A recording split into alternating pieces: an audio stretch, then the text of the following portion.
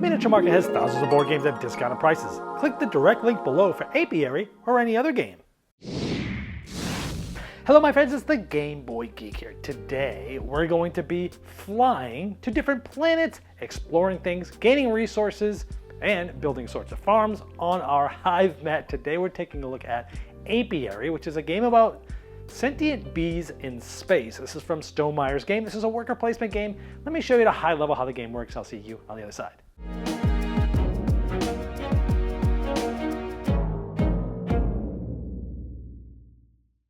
At the beginning of the game, you're going to have your docking mat that has your worker bees with different powers, and you're going to be getting different resources like fiber, pollen, water, turning them into wax, and honey, and using those to do different things. Each player is going to get their own hive mat, and they're going to have a faction. There's 20 of these different factions in the game to make every game feel differently, and these are all different as well. Now this is a worker placement game, so generally you're either going to be placing workers or retrieving them on your turn. And when placing workers, you'll do different things, like exploring, but the strength of those bees is important, like that's a 1. If you had placed a 2, it's going to be a better version of that action. And for how good your strength is, how far the bee spaceship can go, and you're going to be exploring different planets. Like, these will give you certain bonuses like resources, which are stored in specific spots on your hive mat, and you'll be exploring the planets of where you ended up, getting some resources, and even saying what that planet also produces that you'll be able to get now, as well as when other people or you go there later. Or maybe you'll be advancing, placing workers, and depending on the strength, you'll be able to get certain types of tiles, like farms, recruitment tiles, or development tiles. Now, tiles have costs, and when you place them, sometimes you'll get bonuses from your mat, you'll have to pay things, but over the course of the game, you have more spots to store things, they'll be worth some points at the end of the game, and over the course of the game, you'll be able to get income from this tile as well, sort of like engine building.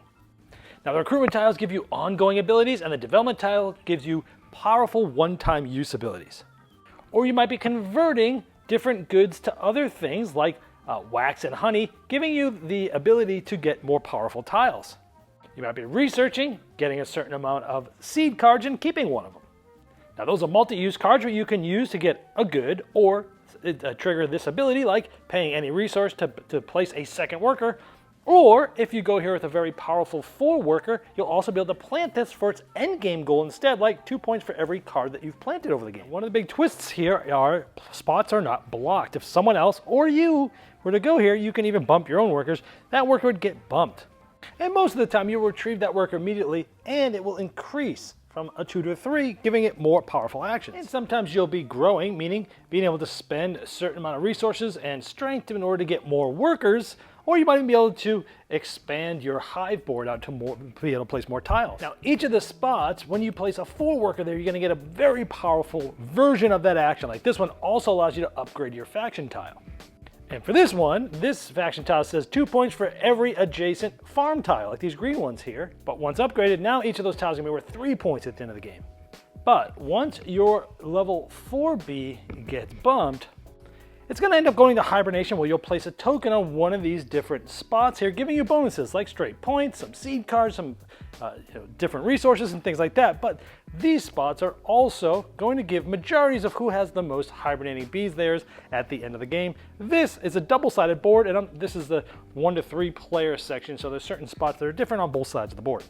Now the 4Bs are also very powerful because you can also get these carved tiles. Now there's plenty of them in the game, only a few of them are used each game, but these are going to give you some end game goals and give you some focus in the game.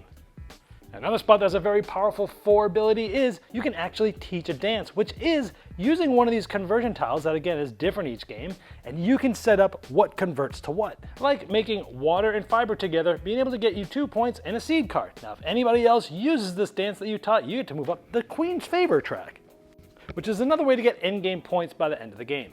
Now in a nutshell, that's the main things that you're doing in Apiary. All right, let me tell you what I like about it.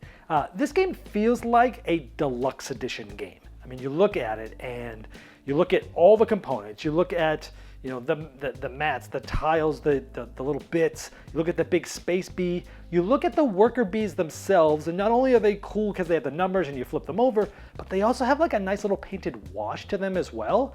Like, this is the type of game where if someone said, hey, this is the deluxe edition, I'd be like, oh, okay, cool.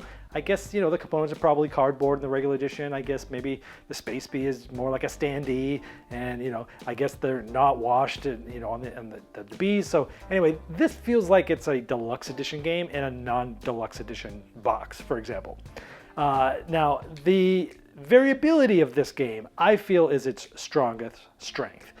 It's its best asset, because this game, my gosh, all the different ways that variability is in here. So you've got the different hive mats, you've got the 20 different factions, you've got the different planets that come out each game, you've got who is bringing those planets out, where they're going, how many resources those planets have, and the player that explores it gets to say what resource is there. And then when someone else comes back to it, they get to say maybe what the third resource is. So you're basically creating the resource spaces in the game, and it's a very puzzly thing that's going to change every single game. You've got all the different tiles that are coming out, big stacks of tiles. You got the different seed cards that are there. You got the different, you know, carved bonuses at the end. There is just so much variability in this game that, like, I can't imagine you like following the same strategy twice. There's just so many different ways that things will appear to you in your different plays, and I think that is actually its strongest suit. Most people think it's the next thing I'm going to talk about, which is the bumping.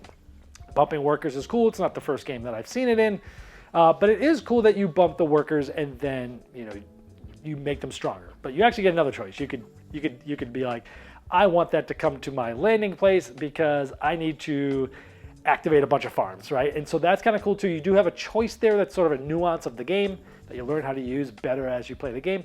But the bumping the workers is really cool, making them stronger. You're gonna feel like a ramp up as the game goes, or you start doing things not as strong, then you get stronger and stronger, and that is a good feeling in the game. The special 4B spots, I mean, you don't get to use them that many times in the game, but when you use them, man, you're planning a lot of your game around which spot you're going to put the 4B in, because it's super powerful. You know, do you want to get one of those huge bonus tiles, the carved tiles, or do you want to be able to create a dance? You know, do you want to just get points? Do you all these different things? And it's just it's really clever how that super powerful spot really focuses a lot of your strategy on there. I like there's a lot of different ways to get points, right? There's many ways during the game to get points. You know, in the last game I played, I built an engine of these farm tiles that all had points. One that's 3, another one that's 2, another one that's 2. So I had 7 points if I pulled back and retrieved, and I had 3 bees that I was pulling back. 7 points every time I did that, right? So there's a lot of different ways to get points, both during the game and after the game. There's just a lot of different ways that you can carve out your own little thing to do in this. And again, because of the variability of the tiles, because of all the different abilities, because of the different seed cards, because of the different things, there's always little different sort of things that you're trying to like hook together in order to make your game. This isn't the game where you're like, oh, you do this and you do that, and that's what you gotta do every game. You just want to do it more efficiently. No, yeah, the game is an efficient thing with the resources and stuff, but how are you going to build your points and how are you going to get the majority of your points is really going to change a lot each game, depending on all the variability that I already mentioned. I like the multi-use seed cards, where, hey, am I going to use this card for its top ability? Am I going to use it just to get a resource, which you shouldn't ever use those cards for that, unless you're really stuck. Or am I going to be able to have to use a 4B to plant this cards? Now, there are other ways to plant cards with abilities and things like that, but the main way is to waste your great worker bee, not waste, but spend your great worker bee, your 4, to plant that card. It better be worth it for you. This game's all about trade-offs. What are you going to use your big, powerful bees for, and how many points is that going to get you based upon what you've built? So the things I've liked about it, I think if you like worker placement games, this is an interesting twist with tons of variability. The things that maybe I didn't like as much, you know, depending on the way that the tiles come out, you know, with more players, more tiles are coming out. With less players, less tiles are coming out. And some of the carving tiles, the bonuses need like 3 honey. And sometimes you just might not be getting the honey spots, the honey farm tiles to store enough honey to even get those. Even if you're trying to focus on those, they just might not come up. That could be a little bit frustrating for some. The game end, now again, you're gonna have different level bees at different times, but generally speaking, there's different ways to mitigate where your bees are. There's different abilities that change their values and things like that, but generally speaking, you're probably going to place about 4 hibernation tokens a game, right? So your bees have gotten to 4, and they go there. I found that there's a big arc, and I like the arc of things getting stronger and stronger. You get all these 4Bs, you do all this stuff, but then you tend to need to be placing maybe one, maybe two more hibernation tokens before the game ends, and you're back to like the number 1Bs again. So you have this build up, build up, build up, you have a bunch of 3 or 4 of these really powerful 4B turns, and then you're grabbing these 1Bs again. And then you're sort of like stumbling to try to edge out a couple of last little points before the game ends. And it feels a little weird sometimes that the game can kind of feel like you have a climax and then it lasts a little bit longer. And the things that you do towards the end, sure, maybe you're trying to like eke out a thing here or there to make one of the big things you've been working on all game.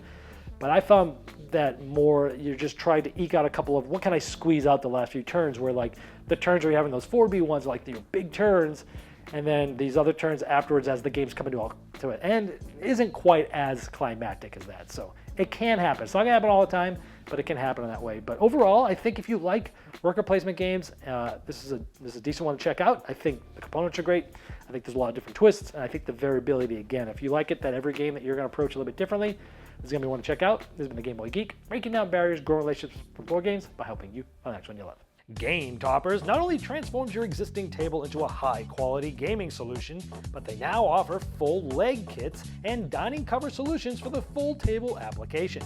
Paired with over 20 styles of thematic game mats in 11 different sizes from notable board game artists like Vincent Dutray, collapsible cup holders, and real cool accessories, experience what thousands of other gamers enjoy by upgrading every game you play with a Game Topper system.